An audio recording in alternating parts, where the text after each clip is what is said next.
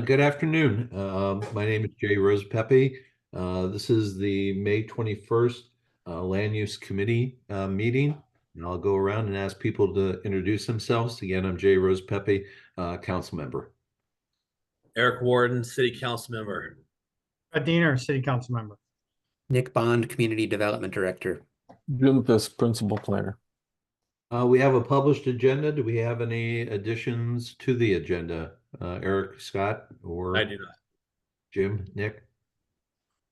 There is one item I'll just speak to briefly. We're gonna have a contract amendment on the Community Event Center contract, and I just wanted to share some information ahead of next Tuesday with you. Okay, then we'll put Okay. that down as E then.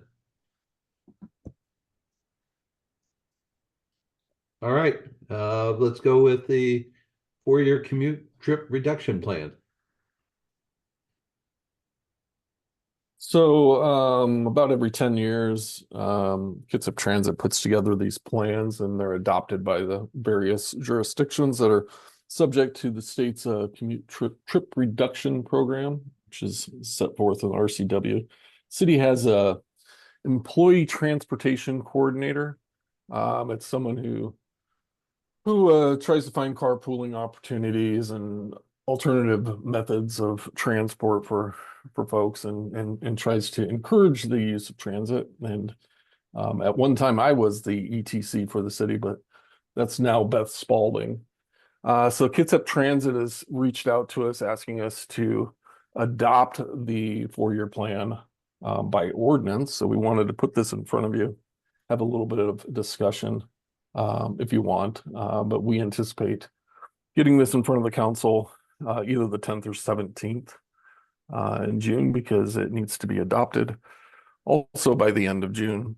So every employer that is at least 100 employees is subject to commute trip reduction, and all local jurisdictions are as well. So I'm happy to answer any questions to the best of my ability. Yeah, that's the nuts and bolts of it, essentially. Does this allow us by adoption to, I'd be also looking at this in transportation, do anything with support any grants that we're going for, or is this? It's really not geared toward that. It's Okay. about encouraging alternative modes of transportation and finding encouraging bus use and that sort of thing. Yeah, I mean, I read it through. I just didn't know if it supplemented anything that we already do. Not as far as like the tip or anything like that. And then if I recall from discussions about this long ago, then Kitsap Transit takes this and they're obligated to report themselves on how jurisdictions are implementing.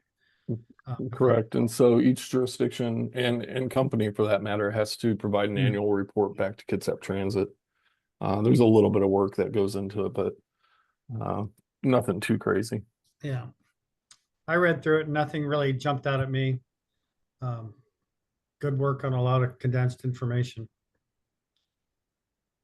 I was actually having this conversation about Kitsap Transit with somebody at work the other day. I'm just really curious, like how many vehicles they have, that are used for carpools. I've seen several, cars in the mornings and whatnot, picking up people for commuting. But yeah, that's actually interesting timing. Yeah, because that was a topic the other day at work. So I'd reach out to Tommy Fernandez at Kitsap Transit. Thank you. Yeah. Yeah, he can help you with that. But yeah, to your point, the scoot cars, the van pools, all of that kind of falls underneath this program. Yeah. Yeah, appreciate that info. Contact. Anything else on this one? Good work. All right, moving forward, middle housing model ordinance. So I'll take this one, Jim. We covered the middle housing ordinance last night at the city council. I don't think there were a whole lot of questions. There was a whole lot of information presented, and the Planning Commission is still chewing on this. So, Planning Commission is going to be holding their public hearing here on June 3rd. And so we're asking for their recommendation so that this can be adopted by the end of the month. And we've got it scheduled for City Council adoption on June 17th. Again, with the state mandate, if we don't adopt something by the end of June, we will have to implement the state's model ordinance, which takes effect by default and supersedes our regulations. And so we really don't want that to happen. And so we think that this is in pretty good shape right now. I don't see a lot of I don't expect a lot of subsequent changes, but if something isn't quite perfect, my recommendation is to pass this now unless it's a really easy change to make. And then if we need to do further cleanup down the road, we can. But I think it's more important to have a locally adopted code than having to try to use the state's model code and then couple it with our local regulations where you're kind of dealing with two separate codes on the same permit review. So yeah, so we are looking for a land use committee recommendation on this one to the city council. And then, of course, the planning commission hasn't yet completed their recommendation. So, yeah, that's our current schedule. Sorry, Nick, does it go through planning? Does it need to go through planning commission before it comes to us, or can we work in tandem? You can work in tandem. Although now I'm just realizing that your June meeting is the day after the scheduled adoption date. So with we canceled the June 24th city council meeting, and so we're having to adopt this on that the work study night where we have repurposed that as a business meeting. Okay. So you don't have to, I mean, there's no requirement that the land use committee make a recommendation. And if you haven't had time to review this yet, obviously you would want to take the time to do that. But you can at least report that the land use committee reviewed it and is comfortable moving it forward for adoption. Scott, Eric? I'm comfortable with the planning commission's recommendation. You know, they're a panel of people that are going to do deep dive into this. But you know, what I've been able to go through so far, and I've not finished, but I don't have any concerns yet. And I say yet, but I don't really expect any. Since it is kind of cleanup and it's what everybody's having to do. And Jim gave a great presentation last night. So when you rewatch the city council meeting, you can, he's got a PowerPoint and he kind of walks through the nuts and bolts of what's changing. Nice. Okay. All right. Comprehensive plan amendments. Yeah, so we also talked about this last night. I don't think there's anything. There weren't a lot of questions from the city council, and we are still waiting for the planning commission to make its recommendation on this item as well. The planning commission did continue their public hearing. They started that on May 6th, and they're going to keep the record open through May 3rd because we had a lot of oral testimony specifically about the Mike Diaz land use amendment, but as far as the text amendments, there was no testimony whatsoever, and those are pretty minor changes to both the transportation improvement program and the capital facilities element.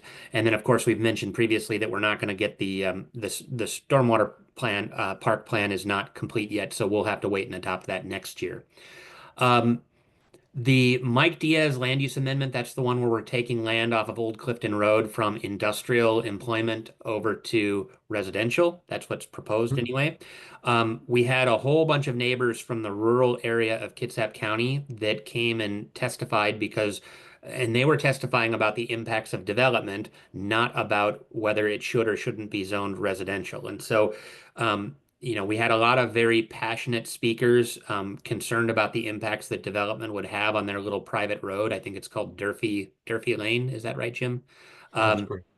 But we had to explain to them that we're not looking at development right now, and that if there is a development proposal in the future, they would have to mitigate any impacts of development at that time.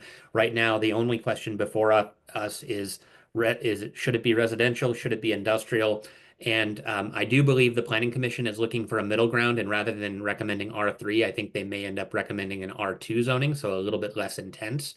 But the testimony that was received so far really didn't speak to the land use designation issue. It spoke to development impacts only. And so that's the reason the Planning Commission kept the record open, was to wait and see if there's further written testimony or preferences from that neighborhood group. Okay. I know this is kind of an ask, and I don't know if you could bring this up quickly, Nick. I'm having a hard time envisioning where this is. Yeah, I've got it up here, so let me share my screen. Maybe a street view might be helpful. Yeah, I can do that as is it well. a- So because there's So the two pieces parcels- there's two pieces of property with Mike Diaz, isn't there? Well, so he owns both sides of the creek, and actually he has an option to buy these things back here. So he has applied with the owner's consent to change designations on the west side of the creek. The apartments that he's proposed are on the east side of the creek, directly on Old Clifton Road, and there's no Right. bridge across the creek. So right now there's an access easement. Durfee Lane provides an easement to get to all of these little properties back here. I think there's 12 of them right now. And so he's seeking to change these 12 properties on the west side of the creek from employment industrial over to residential. And part of the reason is that Durfee Lane does not make sense for industrial access, because that's a dirt road serving, residential, like 8 or 9 little rural houses. So the thought is that residential traffic is certainly more compatible with this private road than industrial traffic would be. There is the option that Mike Diaz could approach the city and seek to build the road through the industrial park to come in from the other side. That's very expensive and would require the city to provide that level of access. But and that could be for residential or industrial development. But right now, these 12 properties here on the west side of the creek are zoned employment industrial. If you turn on the contours here, you can see it's a sloping site. It's not a lot of flat ground. And so it's really difficult. They'd have to do a lot of retaining walls if they're going to have any kind of industrial development. And so he's really seeking to redesignate that to residential. Okay, because we had talked before, the property to the right of the creek. Yep. That was where he had come in asking for a variance, I guess is the word I would say, on the level of the Right. It was a structure. development agreement.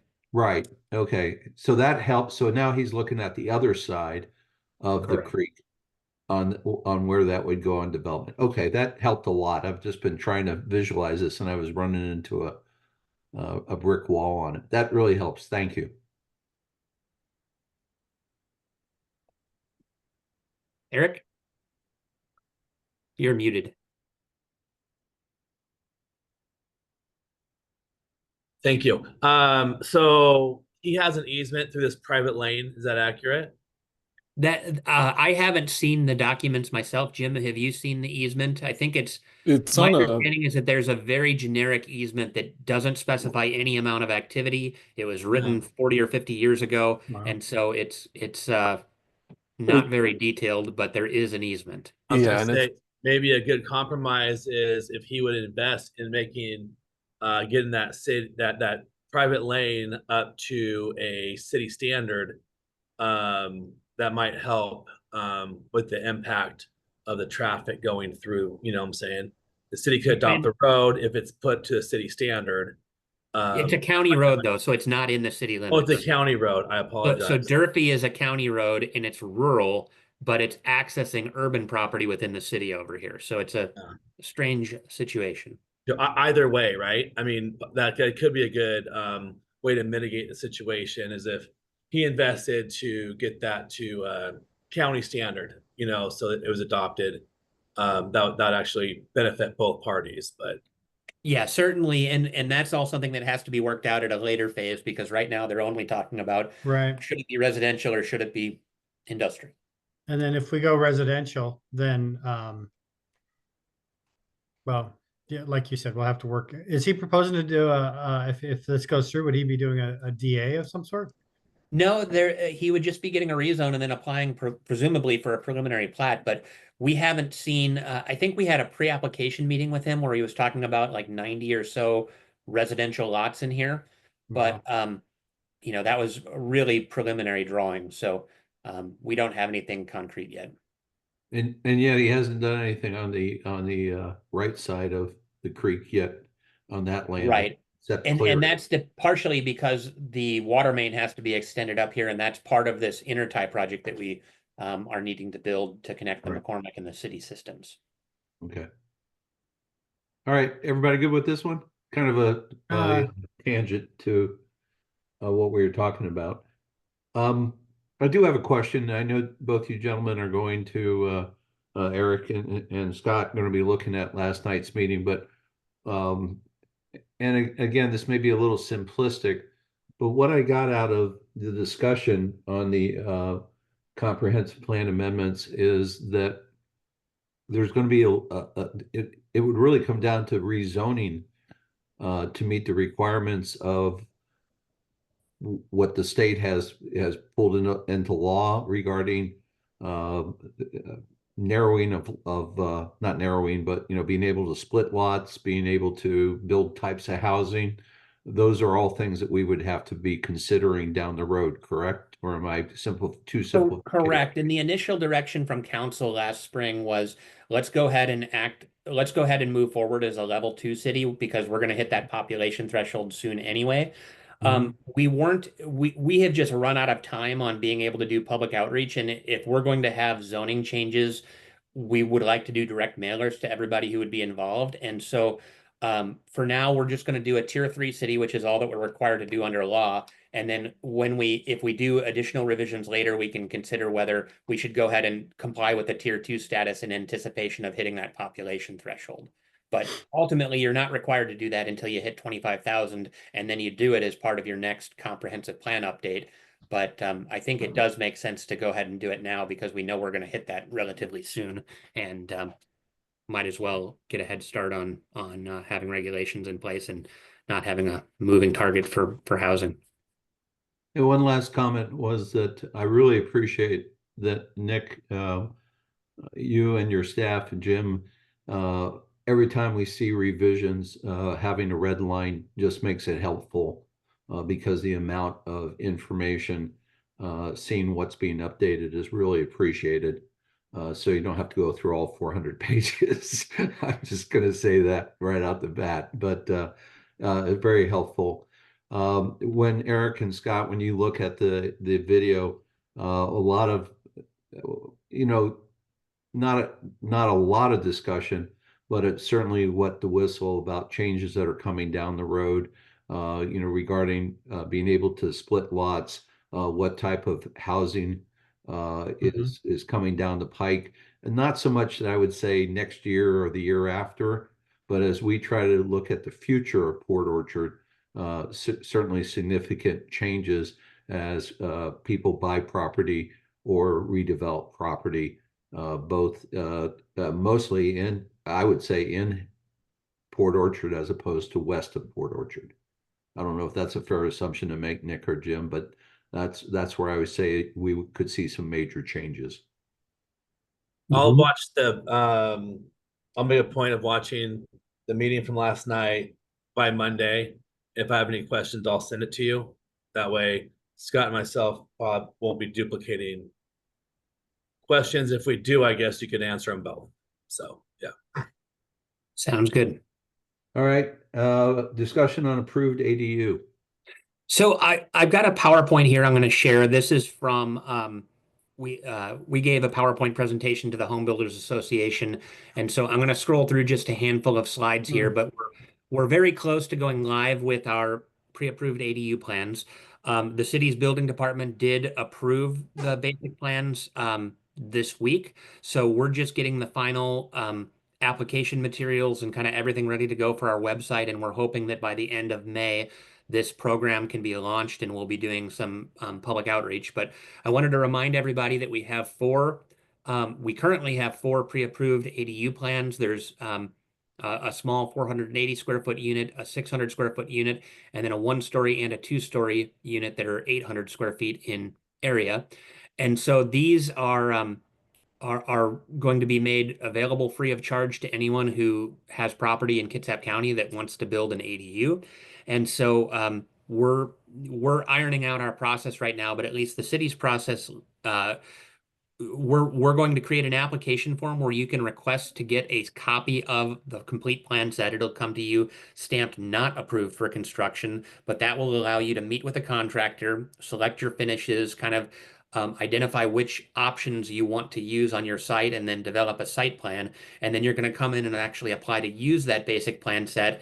And it's a very simple review. I think the permit is $250 to use the basic plan set, and that's just to cover our cost of reviewing a site plan. And you have to show that you have adequate space for the pre-approved ADU on your lot, and then you'll be able to go construct this. And we're hoping we can turn these permits around in like 2 weeks or less, assuming that somebody submits a good site plan.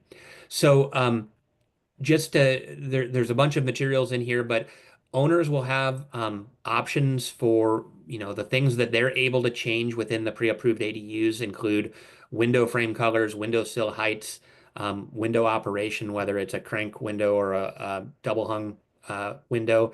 Several of the plans have multiple roof pitches that you can choose from, as well as roof styles, either gable or hip roofs. Of course, you get to pick all your colors. There are some roof eave and front porch details that are optional. Then you get to pick your own siding, whether it's a cedar shake or horizontal lap, whatever your preference. And then door materials and lighting fixtures are also able to be changed by working with a contractor. And then there's a whole list of things that you can't change on these plans without actually contracting with the architect to make revisions to the plans. And so this information is all being put on our website here in the coming days, along with a user guide that kind of walks people through like what process do they need to follow in order to build a pre-approved EDU, starting with assessing their site, potentially getting a survey, reviewing the basic plans, meeting with the contractor, talking about financing. It's kind of a step-by-step, very detailed explanation of how to go about building one of these units. A couple of other details that are in this presentation, we do have 2 different foundation options. There are, and then I've actually got, so we, this slide was new for me because it has actual photos of a couple of these units that have been finished in terms of what the insides of the units look like. They're very attractive units. This is the 480 square foot studio. We have the 600 square foot unit, which we're naming these units now. This one Port Orchard was able to name. We named it the Sydney, and then you're moving on to the 800 square foot 1-story unit. This is one that was under construction, I believe, down in Lacey. And then the 800 square foot unit, which has also been completed, and we got some good exterior and interior photos. So the other exciting thing, well, before we move on, we're also going to put on our website an example site plan showing kind of the level of detail that is needed for somebody wanting to build one of these. And this is what the city is going to review when you pay the $250. You'll have to submit a site plan. You're going to need to show property lines, setbacks, where your proposed building is, how far it is away from the primary house. You want to show where trees are located, where utilities are located, what impervious surfaces are proposed. And so we've created this example site plan. We're going to add a disclaimer to it so that it says that, this is from another jurisdiction and just shows the type of information that we're looking for. Are you relaxing any site plan requirements for this, or is this the same standards as you would require for any other residence? It's the same standard we'd require for any other. Okay. Yeah. And then the other exciting thing, we're continuing to work on the 2 new plan sets, and I don't think that Port Orchard City Council has seen these yet. So we received our early concept drawings for the 2 different plans, and there is a 1,000 square foot Rambler, so a 1-story unit, and then there's a carriage house option that is either a 2 or a 3 car garage with the ADU on the 2nd floor. And so I'm going to show you what these units look like. The flex carriage house, you can either take the 3rd garage bay off entirely and just have a 2-car garage with a smaller unit at 672 square feet, or with the 3-car garage, it's 834 square feet. These are only concepts, and so that may change a little bit. And then there's this Rambler, which the idea is that it can be configured with an entrance on the broad side of the building or on the end of the building. And so I'll show you, you can see in the next photo here kind of what that looks like. We've also settled on making this a 3-bedroom unit. The early concept showed it as a 2-bedroom. Well, we had an option for a 3-bedroom or a 2-bedroom. And if you go with a 3-bedroom, you only get 1.5 bathrooms. If you go with a 2-bedroom, you get 2 bathrooms. We only get to choose one of these designs, but the Home Builders Association advised us that they thought there would be much more demand for a 3-bedroom unit. And so that's the direction that we're going on the building. And of course, you can see that the entry can be either be on the end. So if you have a long skinny lot, you can turn this sideways, or it can be on the broad side of the building. And the plan will be adaptable for either scenario, and you just have to choose which one you want. Eric, you had a question? I do. With the permits and the engineering plans, is there going to be a pamphlet, some information provided right there as well, of like what their connection fees are going to be, their utility rate impacts, how that's going to increase? Yeah, I've actually got that here. So I don't have information on their utility rates, but I do have information on what believe some what will it be- actually costs to pull the permit. Correct. I believe some will be, if I remember right, some possibly could be hit with multiple sewer charges. So, yeah, so this is, we've done a worksheet and we've only done it for one of the units, and so this is the middle 600 square foot unit. So the smaller unit's going to be a little less, the larger unit's going to be a little bit more. But we've outlined what the building permit cost is, and so it's $225 to use the basic plan, and then $1,251 for the actual permit.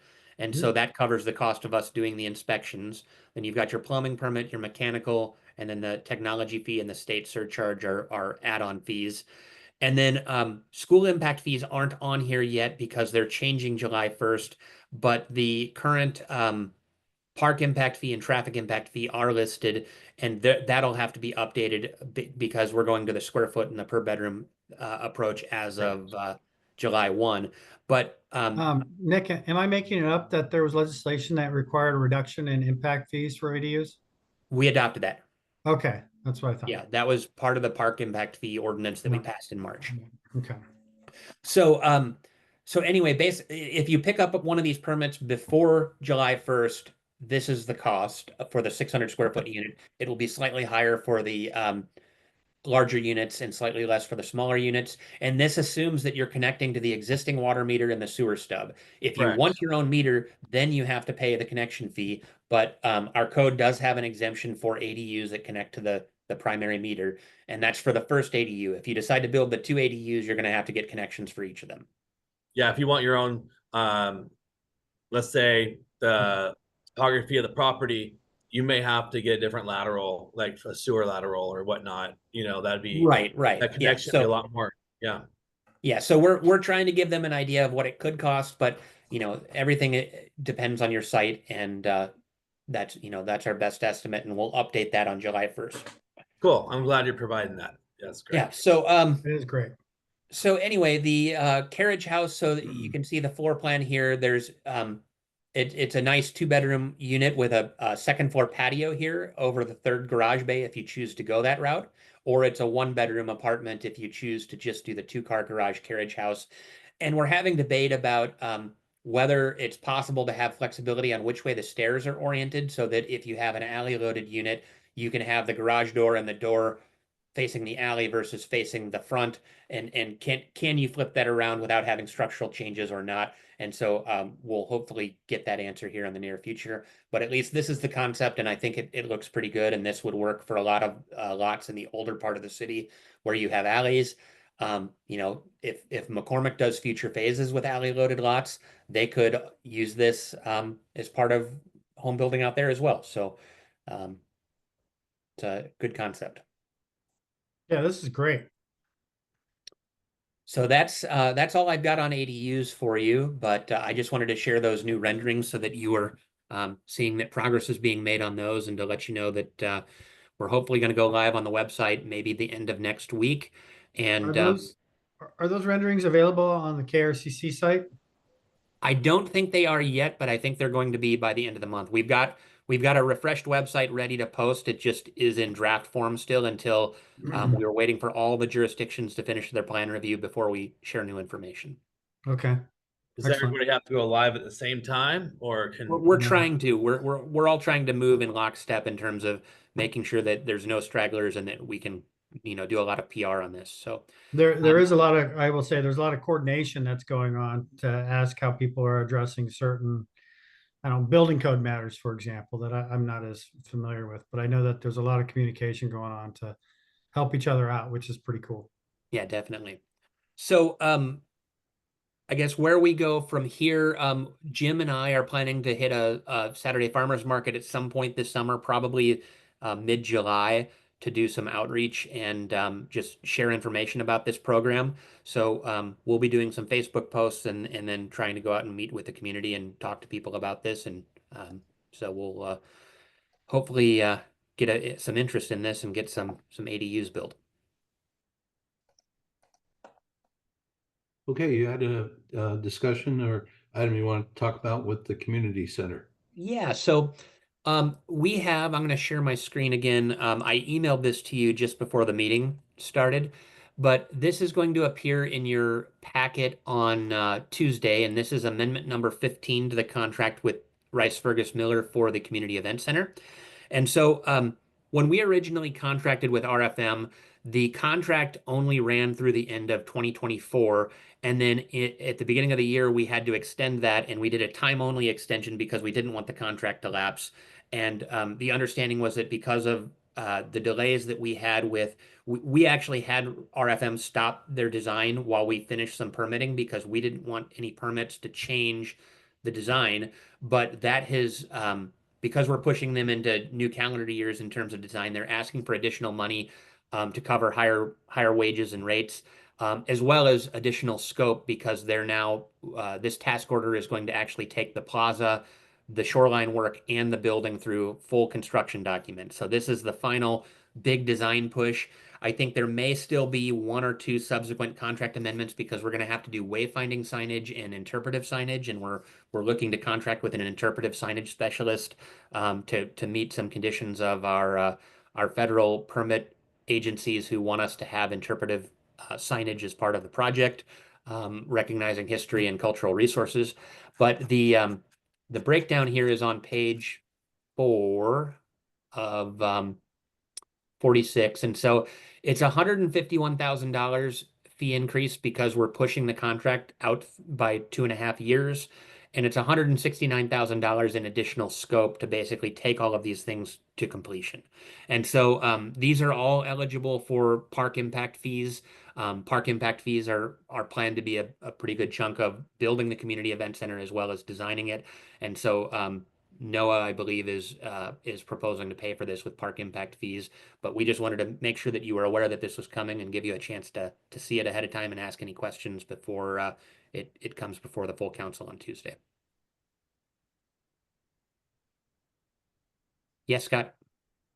So can you characterize the percentage of increase in rates that they're adjusting to? I'm just curious what that looks like. Well, I mean, our total design contract, I believe NOAA said, is about $3.9 million over the last 5 years on getting this whole thing, the plazas, everything designed. So we're talking about $151,000 increase on a contract that was $4 million. I don't know what their actual rates are, but this really has to do with us pushing this into 2027. Right. And it's hard to say because it's a fixed fee as well. Right. And I'm also curious about the wayfinding. I'll just make what I believe to be a pretty fair comment. I like the wayfinding approach that we did, except for one thing. The white font on a light blue background does not pop enough. Right. And so I would hopefully we can phase that out over time as those signs need to get replaced or with any new wayfinding. Okay. Yeah, and when we're talking about wayfinding, we're talking about interior to the building, not Okay. exterior. So these are interior signs in the building. The agency that I've been meeting with for the past 2 months for our federal Corps of Engineers review, they have to do like a cultural resources review. Because Kitsap Bank is now more than 50 years old, they want us to highlight the old building that used to be there. And so we're planning like a kind of a plaque and an interpretive sign within the building, Interpretive signage. because we're reusing the some of the timbers from the bank building in the treads and the stairs in the community center. So we want to talk about the reuse of materials from the old building, and then also describe the historic architecture of the old building. And so that'll be a sign inside the building. And then there's going to be 4 interpretive signs outside on the waterfront that talk about the cultural resources, and we'll be working with Suquamish on some language to talk about historic tribal use of Sinclair Inlet. There's probably going to be a sign documenting the history of the shipyard. We'll probably have like a silhouette of the Olympic Mountains and basically tell people, what are you looking at, and which mountains are you seeing?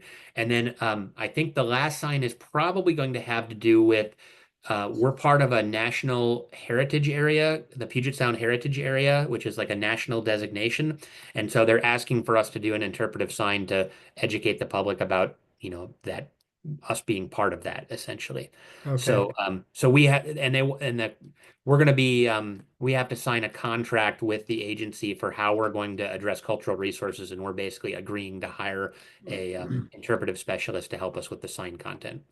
Okay, so not the traditional wayfinding as I was thinking about, although we will need an additional sign pointing to the community center. But Yeah, potentially.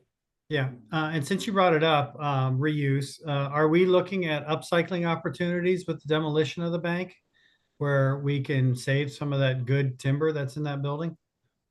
I would have to ask our consultant. We're having a meeting on Friday the 30th, so I can make myself a note to bring that up. I think that would be the responsible thing to do. If it's at all feasible, I certainly don't want to add a lot of expense to try and do that, but there is some good timber in that building, and it'd be nice if it could be reused as much as possible. Yep. Okay. So anyway, that's just an overview of that contract, and please let me know if you read it and you have any questions before Tuesday. Well, I guess I got one last comment related to this. When is what's the latest on the bank's permit to begin construction? What do we know there?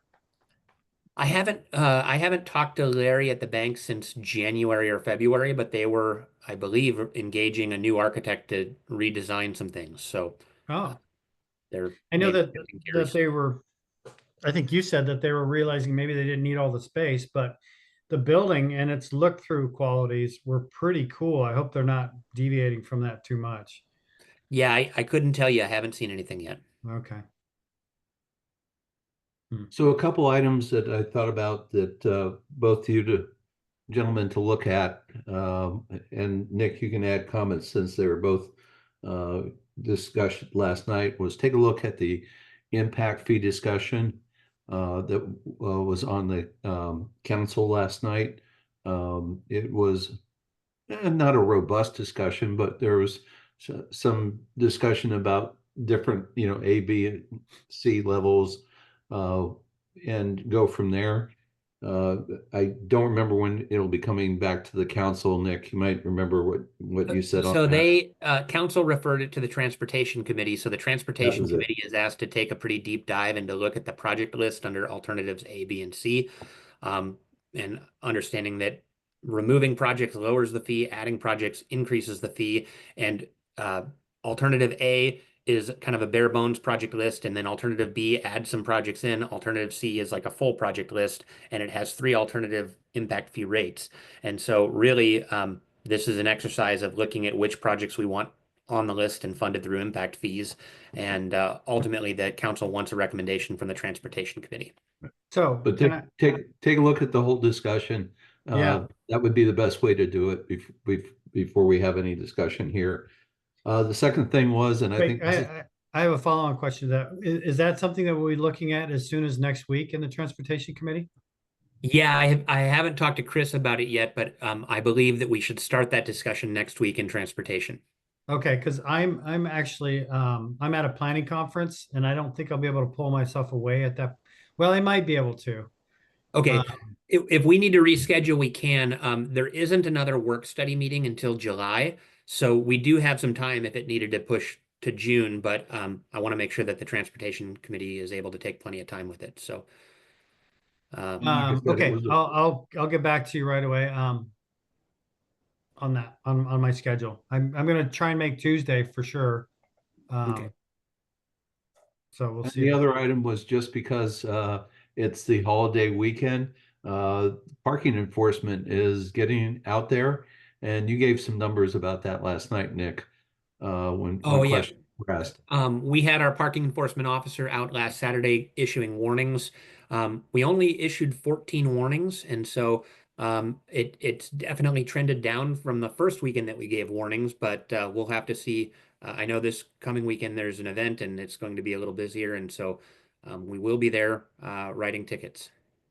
Yeah, I got a warning the first weekend, missed him by 3 minutes, but and then I was there on Saturday, this last Saturday, and I saw him explaining to some people what was going on, and so it was a very calm and deliberative approach, measured approach, what this guy was saying to people that were asking about tickets, and so good job.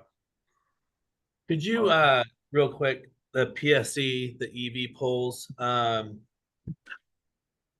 we moving forward on that? I know it's Yeah, brought in front of council. we met with them Tuesday. Dennis and I met with them on site to look at the polls, and it sounds like we're going to be moving forward. So Nice. Good, good. yeah, that should be happening in the near future. I think we're probably 3 months away from them being able to do some construction. Yeah. And then thanks, Nick, for getting back to me the other day on that question regarding the bonds. Sometimes the neighbors ask me and I'm like, I will reach out, So I appreciate you getting back to me on that. You want to fill us in? Yeah, so there's some bond release concerns with all the new development going on in McCormick. Amherst, as an example, is what it was, and people are just nervous, new homeowners, that certain things aren't getting taken care of. But I asked Nick, reached out to him, and he sent me an email, and I let the homeowners know that definitely the city's on top of it. So that was a really good confidence booster for the homeowners.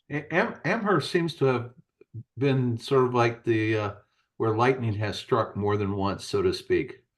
People purchased homes and didn't realize, I think, the limitations that they have. Yeah, that's a nice way of putting it. Tight Yeah. street, yeah, correct. Yeah. So, yep. Okay.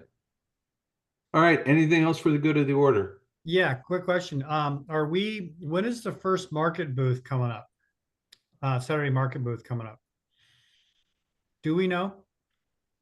Well, we have a booth and the market's every Saturday. So it's when we want to fill it, I believe. Okay, I thought there was a first, okay. I No, saw we- it on my calendar and then it disappeared. I just wasn't sure. Yeah, we purchased a booth, council did, and I think if we want to fill it, then we can. Was We can- that separate from the city one? Because the city was also having, filling it out with different folks over time.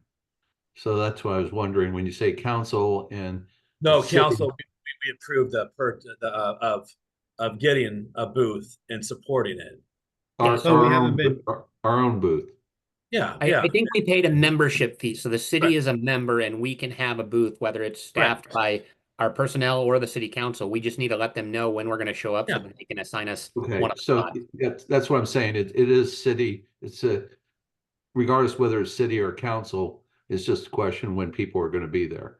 Well, I Okay. wonder if we should start signing people up. I know that every weekend might be difficult, but we could also maybe the first Saturday of the month, let people know that Coffee with Council has been moved to the market and yeah. walk down the street and see us. Well, we had that discussion, and I thought that it was that we were going to maintain the coffee with the council down at and this may be getting off, and maybe for next Tuesday, we had talked about having that at maintaining it at Josephine's instead of trying to shift it, and that we'd augment depending on what was going on with down at the booth.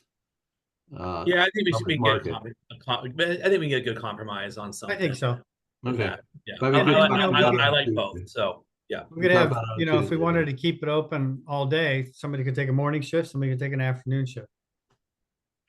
All right. Be I like discussion for Tuesday then. Yep. All right. Anything else for the good of the order? Jim? Nick? All right. Thank you all. All right, see Thank you everybody. guys. Take See you. care. Bye.